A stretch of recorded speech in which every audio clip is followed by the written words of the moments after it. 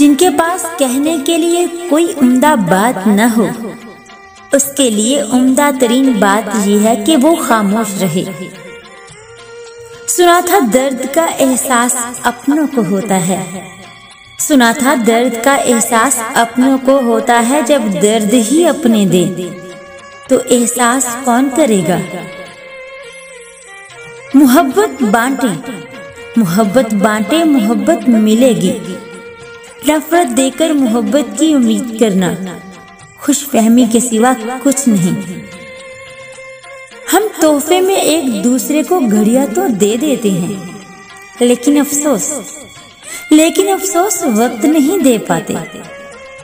वो शख्स जिंदगी में कभी नहीं हार सकता, वो शख्स जिंदगी में कभी नहीं हार सकता जो बर्दाश्त करना जानता हो।